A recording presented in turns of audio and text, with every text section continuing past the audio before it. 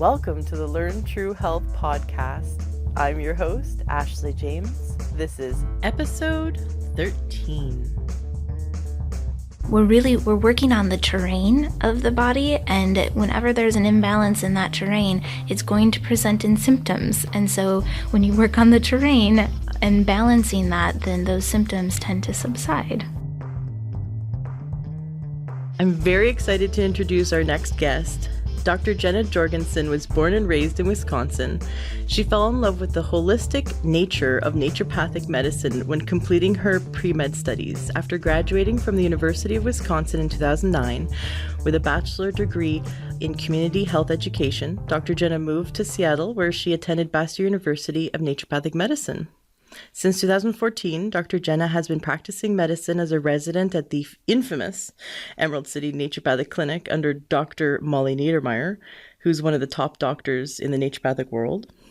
And in the fall of 2016, I'm very excited to announce that Dr. Jenna will be launching her own clinic. So if you're in the Washington area, because her clinic is probably going to be in Bellingham, please check out her website, livelifemedicine.com.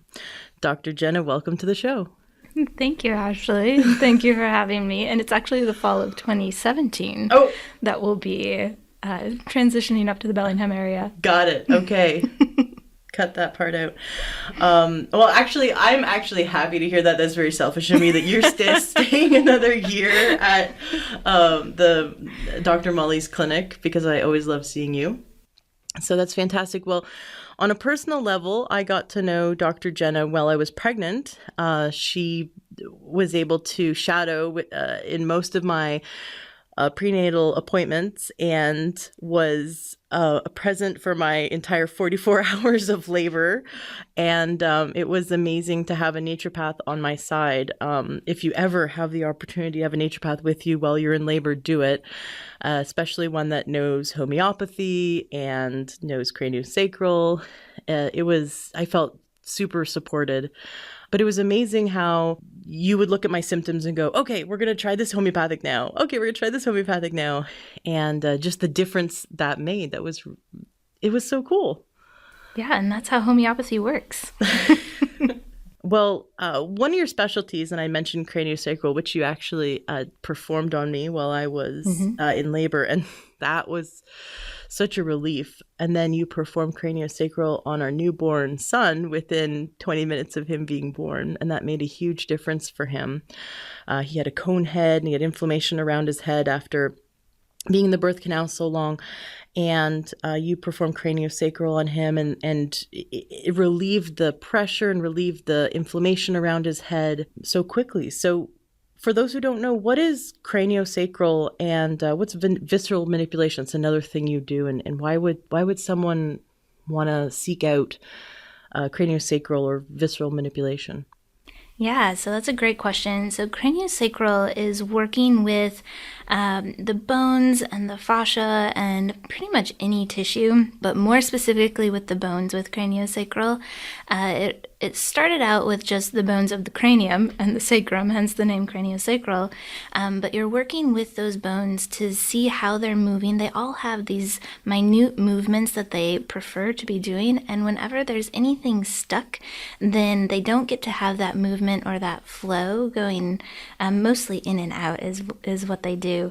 And so craniosacral therapy is working with those bones to get them back to moving in their right motion, so that all of the fluid, the cerebral spinal fluid, and all of the other fluids in the body can flow more easily, which you can imagine has a really great benefit. And visceral manipulation is very similar to that, except that it's working with the organs instead of more bone related.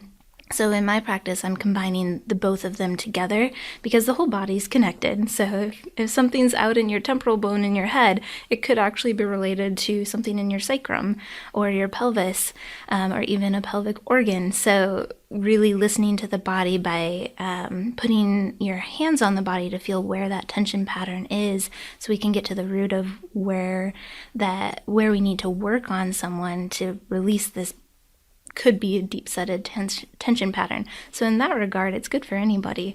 But specifically people who feel tension in their body anywhere.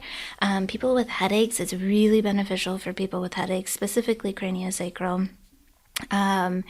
And anxiety, mental emotional issues, because it's very calming whenever you get that cerebral spinal fluid moving. It's just a very lovely modality to be able to incorporate. I can attest that having been through a craniosacral session, I come out feeling like a new person. And considering that it helps the flow of the fluid that's bathing and nourishing your brain, you'd think that would be a good thing. Yes. Yeah. Oftentimes people will go into the session and at the end they'll think, well, I didn't really feel a whole lot, because it's a very gentle technique. You don't feel your bones moving most of the time, and you don't hear them moving. It's just someone's hands on your head. But then when you're done with it, you're like, I feel amazing. I'm not quite sure how that just happened. But things are moving. That's what we're trained to feel.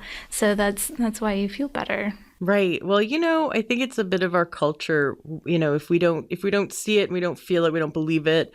And that's why some people can't wrap their head around the holistic modalities that really are powerful, that really work, like homeopathy or energy work or craniosacral, something that, if I don't feel the massage, like I need a deep tissue massage in order to know it's working. I got to feel bruised, but something so gentle can have such a profound impact. Absolutely. Can you give us a time? Can you tell us a story of a time when you worked with someone and they saw a great benefit from craniosacral? Yeah, absolutely. So I have one patient who was struggling a lot with anxiety, significant anxiety and depression, really. They'd been going to counseling for years, which helped them to a degree, but they felt like they were stuck and they were having a lot of panic attacks and just really, really anxious. And so they came to see me, and we were working on supplements and other dietary things and all of the other naturopathic things. But finally I just said, why don't we try this therapy? Why don't we try craniosacral? We'll get you on the table. We'll see if there's any restrictions somewhere that could be related to how you're feeling. And after one session, she came back the next week and was just absolutely amazed. She felt incredible after the session, and she was also able to open up a lot more in her therapy talk sessions. So she was able to get to more of a root as to what was going on with her. And she continued to come weekly with that, with getting body work, hands-on therapy with craniosacral, visceral, and nip. Like I said, my technique is all of it kind of combined, and we've managed to get her to a point where she's not really experiencing much anxiety or depression, because she's been able to utilize being more balanced in her body to be able to be more balanced in her thought process and being able to talk through what her issues are. That is a perfect example of holistic medicine, because we're not just meat sacks. Yes. we're not just, it's funny because I knew someone who used to say we're in our digital body when we're on our computer. When we start ignoring our physical body, we're just sitting there on the computer. But we have a mental body, an emotional body, a physical body, and a spiritual body. And if there's a limitation in one, all are affected. And so that is a perfect example. You helped release something that was physical stuckness, and she saw a benefit emotionally and mentally. So I love that. Yeah. Well, now you've been in a really unique situation that you've been practicing medicine as a primary care physician. Under Dr. Molly Niedermeyer. So you've been able to learn from one of the best. Yes. And so that's considered a residency? Yes. So, in mainstream media, we see residency, on TV in terms of MDs, right? You see like ER and Grey's Anatomy, but we don't ever get to watch what a naturopath goes through in residency. Can you pull back the curtain and give us a glimpse into the life of a resident as a naturopath? What do you go through as a resident? Yeah, that's a really great question. So, first off, I want to start by in naturopathic medicine, residencies aren't required. However, we're moving in the direction that they probably will be at some point, which I think is really, really great. And one of the reasons they're not required is because a lot of naturopathic offices tend to be small, and it's hard to afford to take someone on who's fresh out of school that you're going to be mentoring. And so there's not that many of them out there, so they tend to be really competitive, and it's really important to kind of support the practices to be able to take on more residents. So I feel really grateful to have gotten a residency and to be in the position that I am. And that being said, residencies in naturopathic medicine are somewhat similar to a conventional residency. The ones you see on TV is they're working 40 some hours straight and not eating and not taking care of themselves. Not quite to that degree. But in my residency in particular, I've spent my first year was spending a lot of time with Dr. Molly and really learning how to do really good patient care. So being in with her on her visits for part of my week, and then also learning how a really busy practice works. So how do we keep the medical supplies stocked? How do we make sure labs are going out the right way? How do we order labs? All of those things that come into running a practice that you don't get taught in medical school. You get taught how to make sure that you find all of the red flags. And so you get that in a residency, but you also, because it's a smaller family practice, you get to see all of the aspects of the business and be a part of all of them, which is really, really wonderful. I did not work 24 hours straight, except for maybe your birth. Yeah. You're welcome. Thanks for that. But it's still much busier than a general doctor, I would say. Luckily now in my second year, my hours have come down a little bit more because my second year is more focused on building my practice and just learning how to use the medicine, having all of the doctors around to ask questions, bounce ideas off of, which really I think is the biggest part of having a residency, is having that mentorship, which is just incredible. Well, I'm really glad to see that there are residencies out there, and I hope that we can expand naturopathic medicine to have more, because I have seen you grow as a doctor. I mean, when I first met you, you were already fantastic as a doctor, but I've seen you grow as a doctor, and so I can just imagine what an impact it has to be a resident in the naturopathic field. Yeah, absolutely. I always say, so my alternative to being a resident was starting my own practice straight out of school.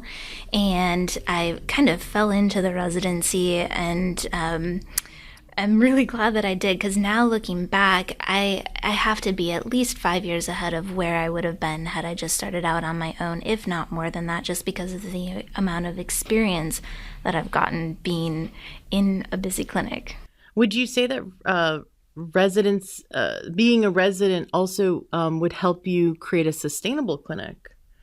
So like as a business move. So, I mean, I'm thinking about the growth and sustainability of the naturopathic field. So really having more resident positions available would help this field continue.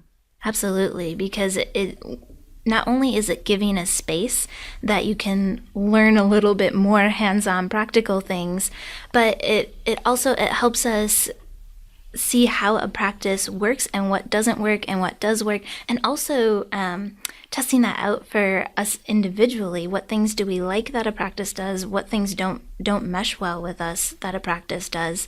And it just gives you a little bit more of a buffer so that when you do go out and start on your own or join another practice, you have more of a foundation versus going out and starting. I have colleagues that have tried to go out and start practices, and then they get discouraged, or they don't find a job right away because they didn't get a residency, because there aren't enough residencies for everyone, and a lot of them struggle, and some of them ultimately end up not practicing naturopathic medicine even though they were wonderful clinicians in school, and that's the really discouraging part of it all. Right, especially because we're fighting against the mainstream system of drug-based medicine. Now, naturopaths can prescribe drugs, but they also know what to do so that you don't have to ever get on drugs for the most part. So it's like, do we want to wait until the car breaks down and you need a new engine, or can we do the oil change every 6 months? Exactly. And then you don't have to replace the engine. And that is the difference. In my mind, that's the difference between going to a naturopath versus going to an MD. Mm-hmm. So in your mind, what is the difference for, and perhaps maybe listeners who don't know a lot about naturopaths versus medical doctors, what is the difference between a naturopath and a medical doctor, or seeing one versus the other? Yeah, so as with anything, it depends on what kind of naturopath and what kind of conventional doctor you're seeing. But in general, so a naturopathic doctor that is licensed goes through at least 4 years of postgraduate medical school.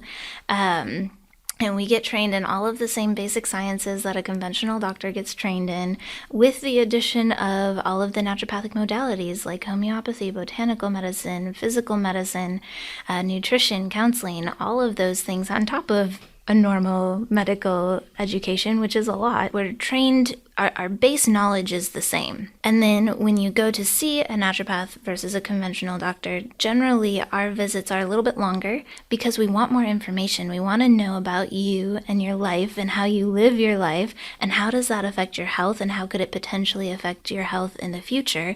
And the unfortunate thing for conventional doctors is oftentimes they don't have time for that. They have a big list of patients and they need to get through them in order to meet a quota or to make enough money to run their practice with insurance. So it's not necessarily that they don't want to help their patients any more or less than a naturopath. They just don't have the time to spend with them, I think is one of the bigger differences. And they don't learn all of those extra natural modalities that we throw in on top of our education. So a naturopath is more specialized than a medical doctor. Yeah, we're a specialized generalist. And you have more tools. I mean, you look to see how you can help the body in every aspect. So how can we make sure that we're supporting the body mentally, emotionally, physically, and spiritually? Whereas a medical doctor looks at symptoms and then prescribes drugs. Yes. And then there's side effects, and the patient comes back, and then there's more drugs to treat the side effects. Yes. And the cycle goes on. So, it's really, which one do you want, right? And again, this is why I see naturopaths. So then that brings me to my next question, which is, what is your definition of holistic medicine or holistic healthcare? I mean, the word holistic in and of itself kind of says that, in that you're including every bit of that person's life. And one of my mottos is life is medicine. How do you want to live your life? It's, what is your home life like? What type of structure do you live in? What do you eat? Where does your food come from? How are you emotionally, spiritually, mentally? Are there any of those things limiting your health that could affect how you're presenting to me, the physician in front of you? And really taking the time to look at all of that when you're looking at a person's health. So when someone comes to you and they have a disease state, so like diabetes, for example, it's diet. You'd think diet, nutrition, right? But you're also looking for like the environment they live in, the emotional state. So there's more to just having diabetes than just give them nutrition and help them avoid sugar. Yes, it's much more than that.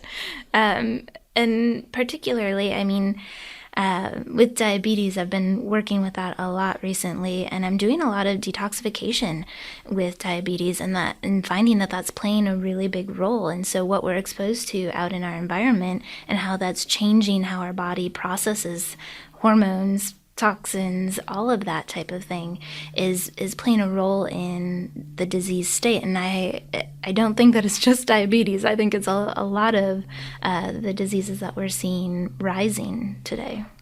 So there's the chicken or the egg. MDs would go, okay, the diabetes is end of the line.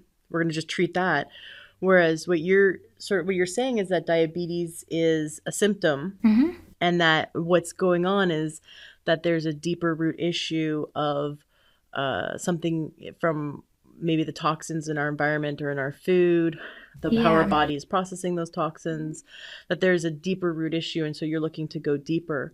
So when you've helped people go through a detox program, what kind of results are you seeing? Lots of different results. The program that I'm working with right now is called Keto Adaptation, and we're running a group through it right now. It's kind of the first bigger group that we've done, and we're seeing intense reduction in inflammatory markers and blood work. We're seeing reduction in anxiety and depression. We're seeing reduced joint pain. We're seeing improved digestion and mental clarity. And I've seen some people reducing their insulin who are insulin-dependent diabetics. And some of the other doctors that I've worked with, she's been seeing people reverse their diabetes.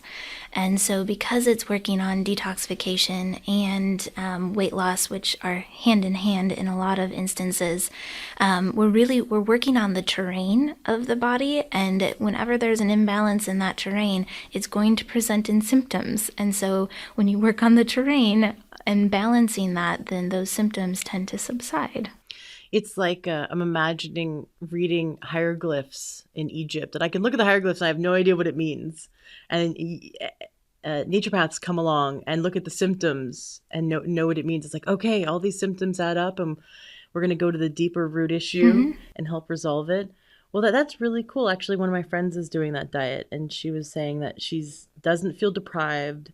She's not even hungry anymore. She's losing weight. She feels great, has tons of energy. She has way more energy now than she's ever had. So that's really exciting to hear. Well, tell us a bit more about this detox program. Yeah, absolutely. So we're calling it Keto Adaptation, and it's the process of adapting your body to be able to burn fat for energy as well as carbohydrates. So most people, we have a pretty carbohydrate dense diet just in general in our lives.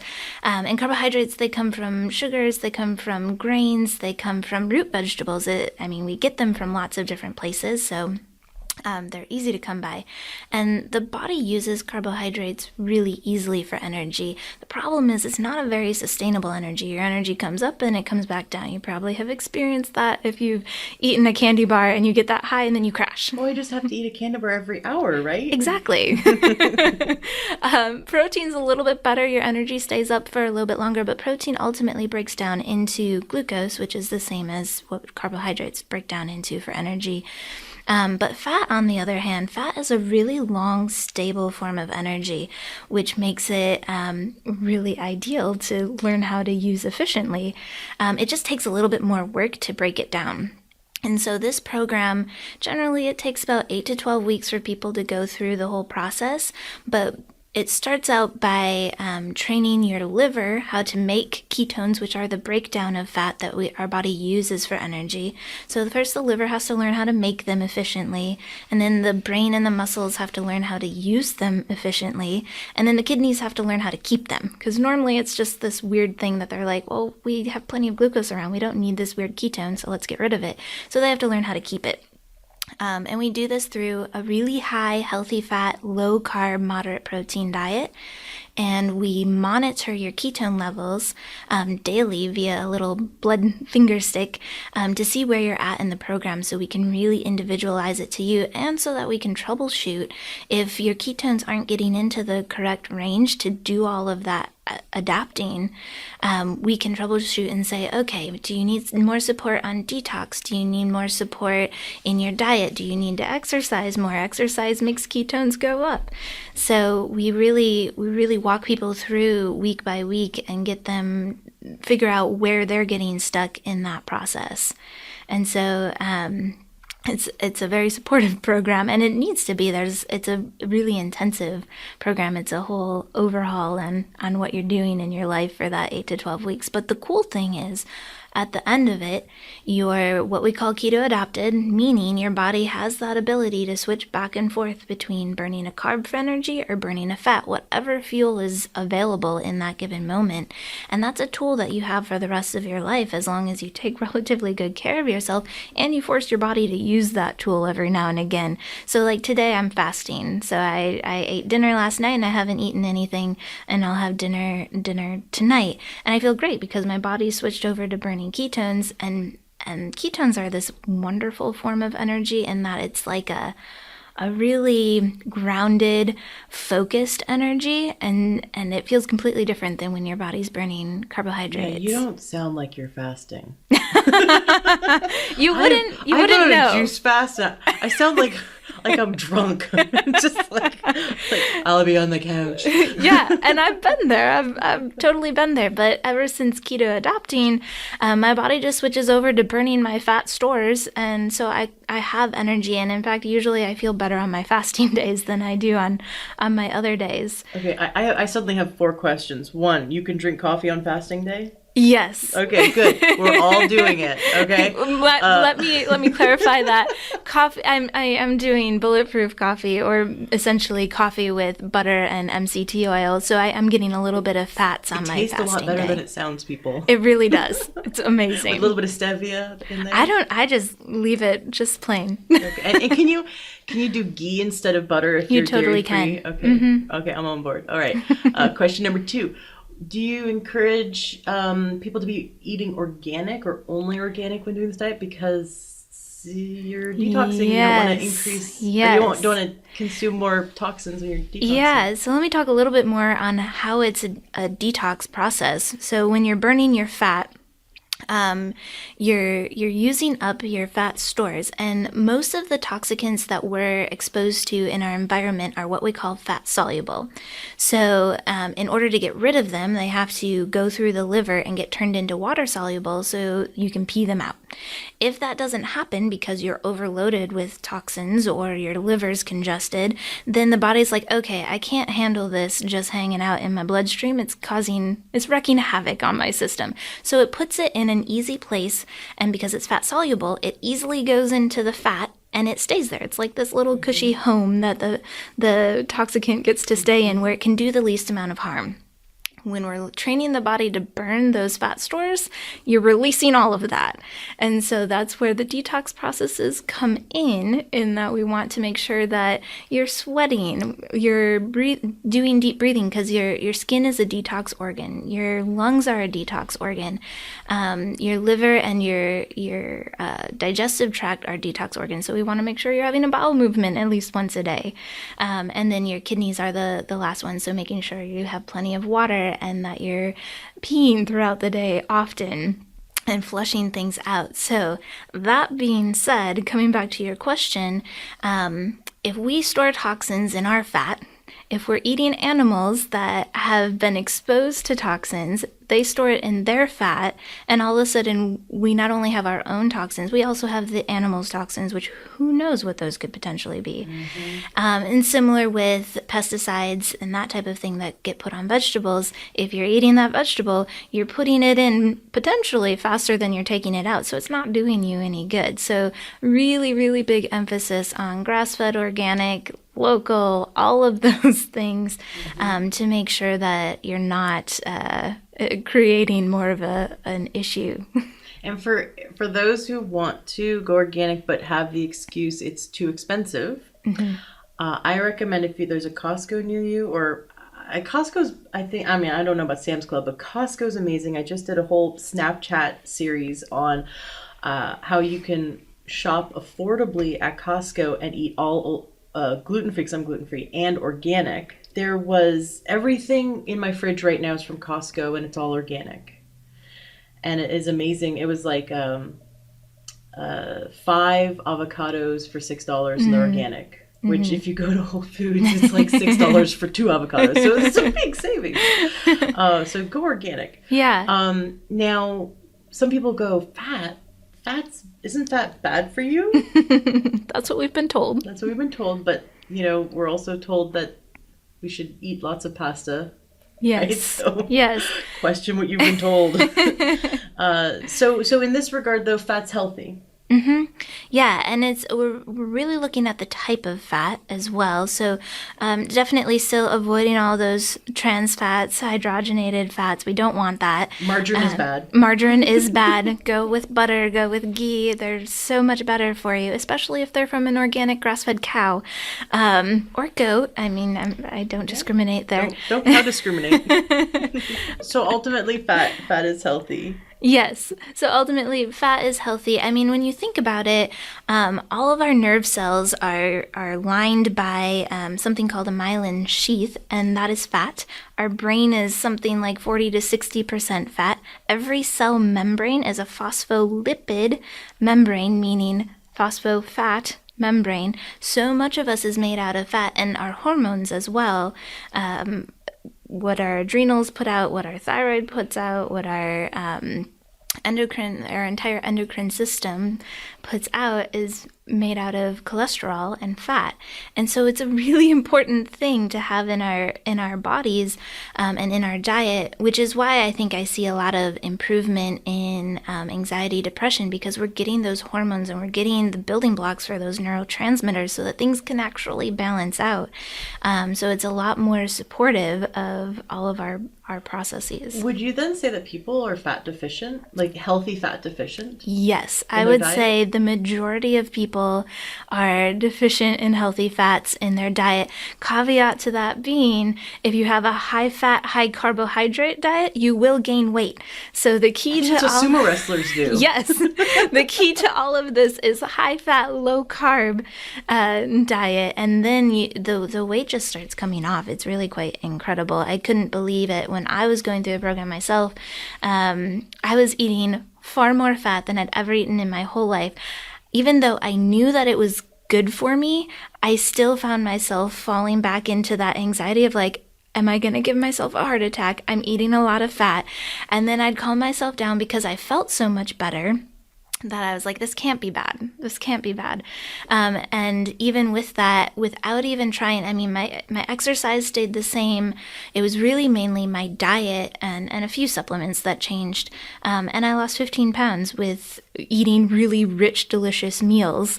And it was just mind-boggling. Sold. Yeah.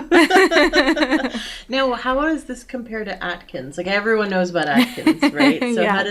how does the keto adaptive detox program compare to the Atkins diet? So it's similar in that Atkins, they were definitely high fat, high protein, low carb. However, they didn't really talk a whole lot about vegetables. We need to eat a lot of vegetables. There's a big emphasis on this program of getting lots of veggies in the diet. Really big emphasis on that. And the other piece that I'm seeing a lot of, there's ketogenic diets are all the rage right now. They're really up and coming. You see them all over the place. Paleo is a ketogenic diet for the most part. And so there's a lot of information coming out about that. What I don't see anywhere is the detox part to that. So if you're burning your fat, the detox that happens with that we talked about earlier, if you're missing that part, you could actually do some harm in releasing those toxins. So you want to have somebody on board who knows how to detox safely. Yes. And I think that's where a lot of people, they feel good initially, and then all of a sudden they don't feel good. And that's because they're detoxing and they're not supporting their system in that. So I think that's one of the big differences. And then also the fact that we're using this ketometer is what I'm calling it, where it's similar to a glucometer, testing your blood glucose, but we're testing blood ketones.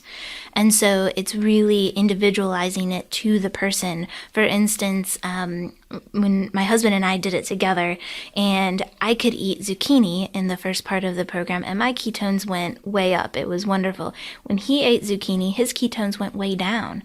And so we figured out there's something in his system that can't do zucchini and be ketogenic. So we were able to shift our diets to individualize them to us using these ketone readings to make it more effective for us individually. And for those who are more familiar with the keto diets, people usually do the keto sticks, which is to have a put their urine on a keto stick and test for the ketones spilling from the kidneys. And you're saying that the testing the blood is more effective, right? Because you can test it like right after the meal, or how soon after? Ketones are highest about 1 to 2 hours after a meal. However, so the issue with the urine sticks is that they don't test all of the kinds of ketones. And the main one that they're missing is, I believe, the alpha-ketobutyrate, which is the only ketone that the brain can use. So when I'm testing ketones, I want to know that I'm making a good amount of total ketones, including that alpha-ketobutyrate, so that I know that my brain has something to use. Because, you're a doctor. Exactly. And your patients want you to have a brain. Precisely. That is so cool. Well, I've had this experience in the past. Before I found naturopathic medicine, before I got on Dr. Wallach's supplements and went gluten-free and, started cleaning up my lifestyle and eating organic, I'd go on diets. I'd lose about 25 pounds and then I would just feel so sick and I just hit a wall and I'd stop losing weight and I felt so sick and I'd have to get off the diet. The second I started eating what I call normal, the standard American diet, the SAD diet, I'd feel better. Even though I was eating bad food, I'd feel better. And this happened over and over and over again. And it wasn't until I understood that toxins are stored in our fat. So I'd lose a bunch of weight really fast. And my liver it was backed up. It wasn't supported to detox. And my liver, didn't have the B vitamins and the selenium and the trace minerals, everything it needed to detox. And so I think there's a lot of people out there who struggle with diet after diet after diet, and they keep hitting that wall because their liver can't detox because it doesn't have the nutrition it needs. It doesn't have the environment, and then they give up, and then they feel really bad about themselves. And meanwhile, it's just not in the mainstream media that we need to look at the body holistically. Yes. And so your keto adaptive detox program sounds like the perfect diet, but not just for weight loss, because it's helping people decrease their inflammation and you want your liver to work. So. Yes, it's a really important organ, especially with everything that's in our environment now. Well, what do you do in the keto program to support the liver? So liver, there's a lot of different things that you can do to support the liver. The main two that I'm using a lot are supplements. So like you were mentioning, the B vitamins, the selenium, and also herbally, I really like to add in things like milk thistle and artichoke. We've got a few different supplements that include all of those things. So you're just taking one bottle, not 5 different ones, to get all of that support.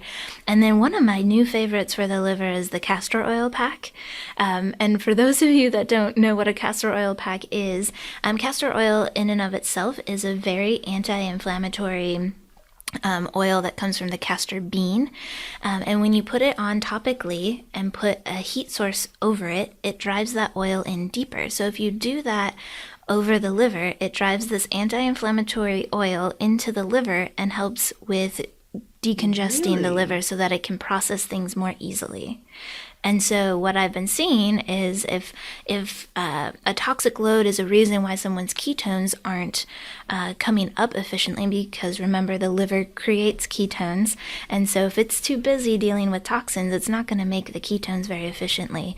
So I've seen people do castor oil packs over their liver at night before they go to bed, 20 or 30 minutes or so. And the next day their ketones go up, because their liver actually had some support and it was able to focus more on making the ketones. Wow, so people who have other diseases that might be causing stress on the liver, maybe people who are on medications that are stressing the liver, they can do a castor oil pack to help support their liver? Yeah, castor oil pack is a really gentle way to help that process in the liver, and definitely not internally. It's a very intense... Do not drink the castor laxative oil. if you do that internally, so topically only. And per most things, it's always good to talk to your doctor before using them. I agree. And if you're in the Seattle area, you should book an appointment with Dr. Jenna Jorgensen. Totally. Who will be at the Emerald City Naturopathic Clinic until the fall of 2017. Yes. In which I will then cry because because she will leave to go start her own clinic. I'm actually really, really excited for you. So I'm gonna have to drive all the way up to Bellingham to see you. It's not that far. Well, thank you so much. I have so many more questions. So I'm going to have you back on the show, especially because you did hint to me that you wanted to talk about how to create a all-natural first aid kit. Yes. And so next time we have you on the show, we get to talk about that. So thank you so much for being on the show. And I'm going to go eat some butter now. Sounds like a good plan. Some grass-fed goat butter. Thank you so much for having me, Ashley. Take care. How would you like to learn from top naturopathic physicians? Go to freedoctorcourse.com and sign up for the free course that'll email you videos with tips and tricks to achieving optimal health. That's freedoctorcourse.com. freedoctorcourse.com.